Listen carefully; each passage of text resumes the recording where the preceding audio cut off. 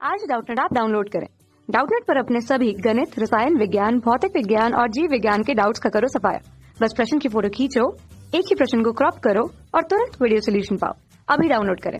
प्रश्न है, बल F समय व दूरी के पदों में F बराबर a sin ct plus b cos dx से दिया जाता है।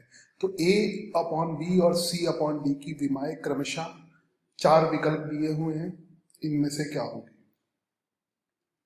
तो सर्वप्रथम हम इसमें ये समझ लेते हैं कि किसी भी कोण की, क्योंकि साइन के अंदर लिखा हुआ ये कोण होगा, तो कोण जो है वो विमाहीन होता है। साइन या कॉस के अंदर कुछ भी होता है वो कोण होता है। तो पहला सिद्धांत इसमें है कि कोण जो है वो विमाहीन होगा। कोण विमाहीन, कोण की कोई विमा नहीं होती। कोण बराबर होता है चाप बटे त्रिज्या, तो उसकी विमा कोई नहीं होती। हाँ, इकाई होती है कोण की, मगर विमा नहीं होती, इसलिए इसकी इकाई को पूरक इकाई कहते हैं। दूसरी बात, साइन या कोसाइन या जो त्रिकोणमितीय अनुपात होते हैं उनकी कोई विमा नहीं होती। तो हम इसको ऐसे कह सकते हैं कि साइन कुछ भी हो, साइन के अंदर कुछ भी लिखा हो, या कॉस के अंदर कुछ भी लिखा हो, ये भी विमाहीन होता है, ये भी विमाहीन होगा, क्योंकि ये दो भुजाओं का अनुपात होता है, तो उसकी भी कोई विमा नहीं होगी। तो अब इस प्रश्न को बड़ी आसानी से हल कर सकते हैं। सर्वप्रथम CT विमाहीन है, यानी CT की विमा के लिए बड़ा ब्रैकेट का प्रयोग करते हैं, तो CT की कोई विमा नहीं होगी।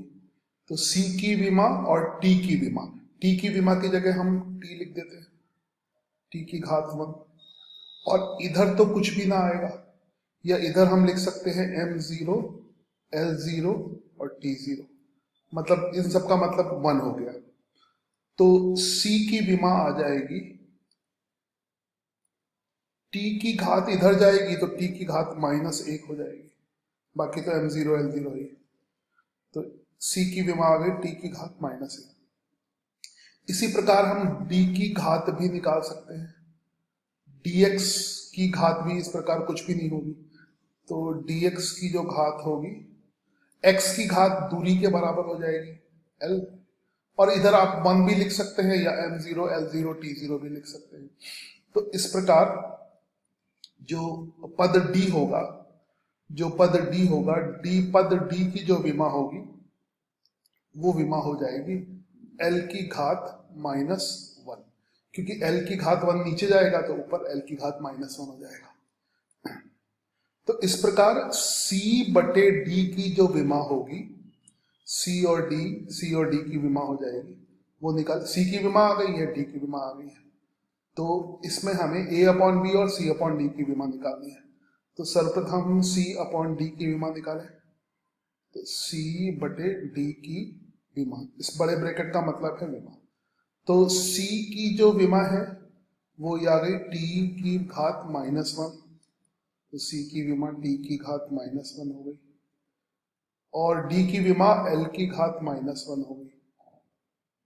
तो यहां से आ गया C अपॉन D की विमा हो गई LT की घात -1, तो ये हो गया LT की घात -1। ये तो पहला उत्तर हो गया, हमें C अपॉन D की विमा मिल गई। अब हम बात करते हैं A बटे B की विमा। तो यहां पर अगर इस समीकरण को देखेंगे तो ये पूरा विमाहीन है और ये भी पूरा विमाहीन है। A और B की जो विमा है वो दोनों बल के बराबर होगी। हम लिख सकते हैं यहां पर कि जो A की विमा होगी और जो B की विमा होगी, दोनों की विमा समान होगी और दोनों की विमा बल के बराबर होगी, यानी दोनों की विमा बल के समान होगी, बल के बराबर होगी। और बल की विमा होती है, इसे लिखने की आवश्यकता नहीं है यहाँ पे, फिर भी MLT -2 बल की विमा याद होनी चाहिए।